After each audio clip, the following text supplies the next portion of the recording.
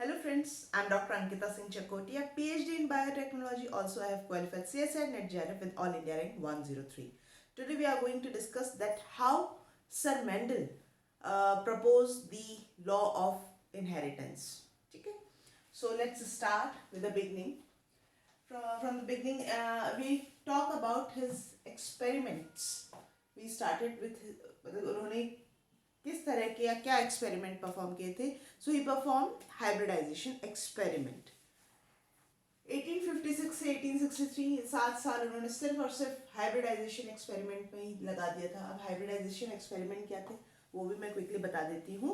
जब जब कभी आप मान लीजिए आप मेंडल सर की तरह ही कुछ एक्सपेरिमेंट परफॉर्म करना चाहते हैं तो आप ऐसे दो प्लांट्स लेते हैं जिनके की ट्रेट्स अलग हैं. ठीक है, they are of different trait for a particular character. Suppose कीजिए हाइट का ही ले लीजिए. कैरेक्टर एक है हाइट बट एक टॉल है एक शॉर्ट है ड्वार्फ है. तो उस केस में ट्रेट अलग हो गए तो ऑफ कोर्स इनका जीनोटाइप जेनेटिक जो संरचना है वो भी अलग होगी. तो ऐसे जब इनसे ब्रीड कराएंगे और जो प्रोडक्ट हमारे सामने आएगा that product is called as hybrid, क्योंकि वो प्योर नहीं है. दो अलग अलग जीन के पेरेंट से मिलके बना है. That is why it is called as hybrid. तो इस तरह के हाइब्रिडाइजेशन एक्सपेरिमेंट इन्होंने किए इन 7 सालों में तकरीबन 28,000 प्लांट्स पे. ठीक है, और 14 true breeding pea plant varieties इन्होंने ली थी. ये क्वेश्चन पिछले साल ही नीट में आ चुका है. क्वेश्चन कुछ इस तरह था कि how many varieties of plants pisum sativum he took during his experiment. Option में था 2, 4, 7, 14. ठीक है, तो ज़्यादातर ना एकदम से आपको लगता है 7 कैरेक्टर ही तो लिए थे, 7 तरह के तो प्लांट हुए. बट ऐसा नहीं था, क्योंकि अब कैरेक्टर और ट्रेट बड़े इंपॉर्टेंट वर्ड्स हैं यहाँ पे. ठीक है ना, तो ये बात याद रखिएगा कि 14 true breeding pea plant variety he took for the experiment. ठीक है, ये बहुत इतने सारे प्लांट्स थे. ठीक है, ये प्लांट्स है. इस पे और इस नंबर में और इस नंबर में कंफ्यूज मत होइएगा.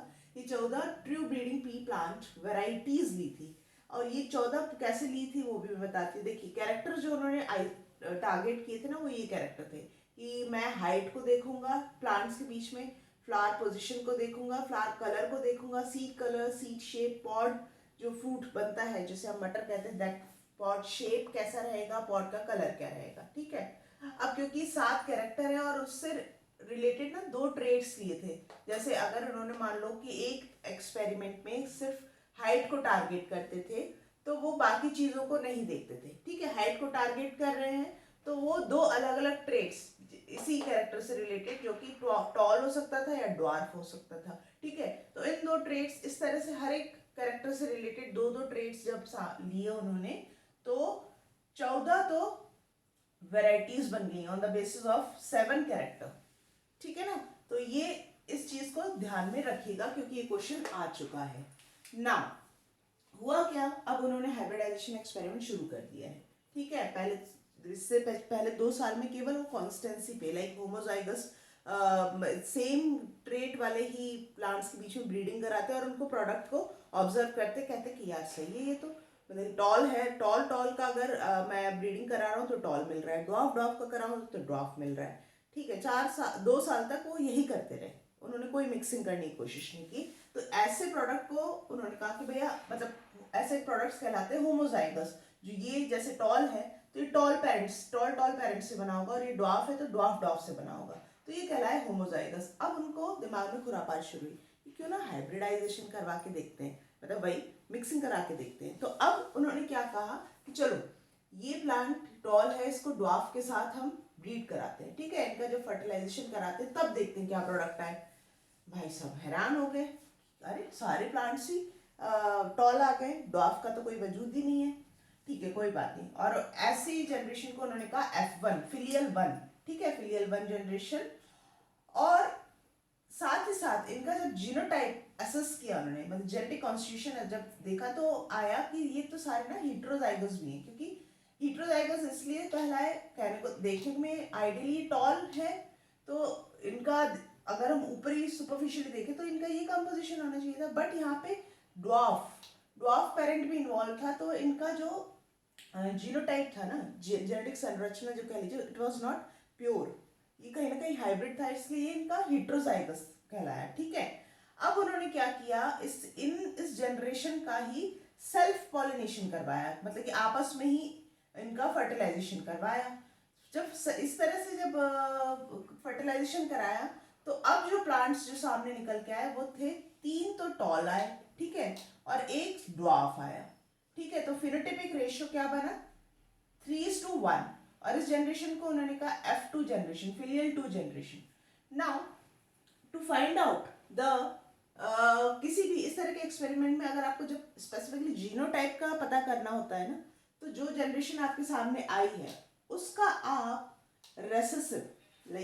रेसेसिव जो पेरेंट है उसके साथ आप जब क्रॉस कराएंगे तो आपको एग्जैक्ट जीनोटाइप मिलेगा, और इस प्रोसेस को कहते हैं हम टेस्ट क्रॉस में जो भी आपके पास प्रोडक्ट आया है उसका आप ड्वार्फ मतलब रेसेसिव, यहाँ क्योंकि ड्वार्फ है रेसेसिव कैरेक्टर, रेसेसिव ट्रेट, तो इसलिए उसके साथ जब आप क्रॉस कराते हैं तो हमें फाइनली जीनोटाइप मिलता है। ठीक है, अब जीनोटाइप सर मेंडल को भी मिल गया कि क्या रहा है, क्या कैसे कैसे ये सेग्रीगेट हुए, या क्या किस तरह से एक्सप्रेस हुए, क्यों टॉल ही आया, क्यों फिर यहाँ पे एक सेपरेट हो गया, ये सारी चीजें उन्होंने असेस कर ली with the help of this square that is termed as Punnett square. ये 1905 में एक्चुअल में आया था, उन्होंने तो खैर नहीं किया था क्योंकि उनका एक्सपेरिमेंट 1863 में ही खत्म हो गया था और 1900 में उनकी मृत्यु हो गई थी, मतलब डेथ हो गई थी। 1905 में प्यूनेट स्क्वायर आया, लोगों ने फिर इसका यूज किया कि कैसे उन्होंने सर मेंडल ने चीज़ों को फाइंड आउट किया होगा, इसकी मदद काफ़ी रही। देखिए, अगर हम यहाँ वाले वापस यहाँ होमोजाइगस पे चले जाएं, इनके भी पेरेंट पे, तो ठीक है, यहाँ पे इसके जो इसके पास जो जीन है, इसके पास जो पेयर है ऑफ जीन या ईल कह लीजिए, टॉल के लिए वो हमने यहाँ लिख दी गैमीट, ये मान लीजिए गैमीट है, मियोसिस में ऑफ कोर्स गैमीट्स बने ही होंगे।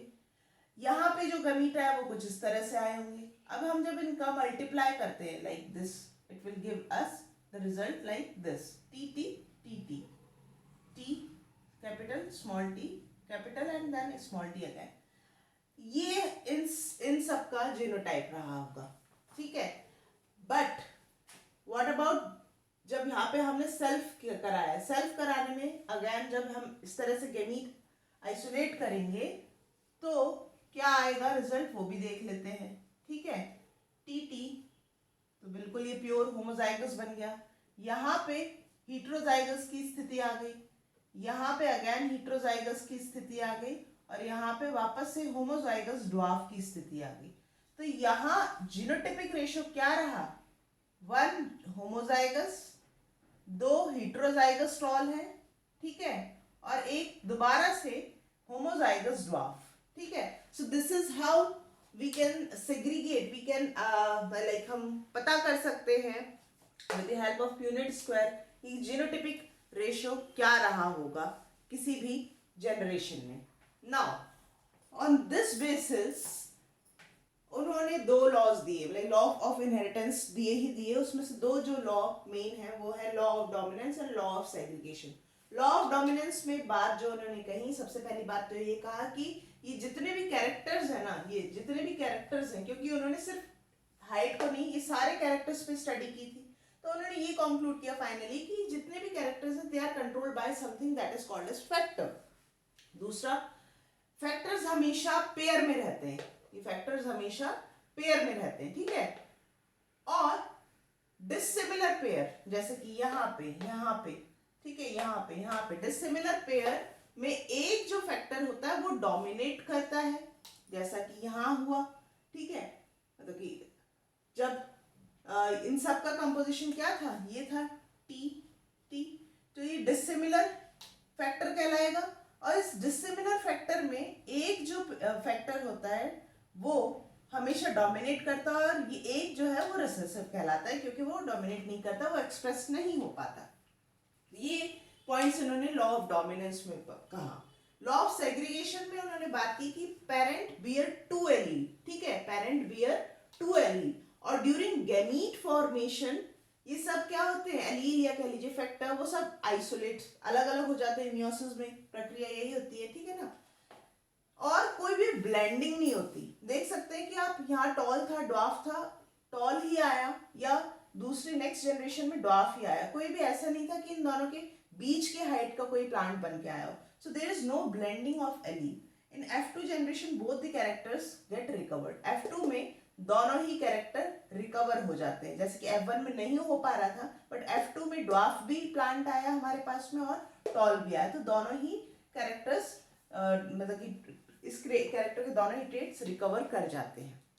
So this is all about the law of inheritance that Sir Mendel proposed on the basis of the hybridization experiment. Important term, important चीज़ें जो थी इस लेक्चर से क्वेश्चन जो कि आपके एग्जाम के पर्पस के लिए, एक तो पॉइंट ये कि 14 true breeding plant pea plant varieties he took for the hybridization experiment.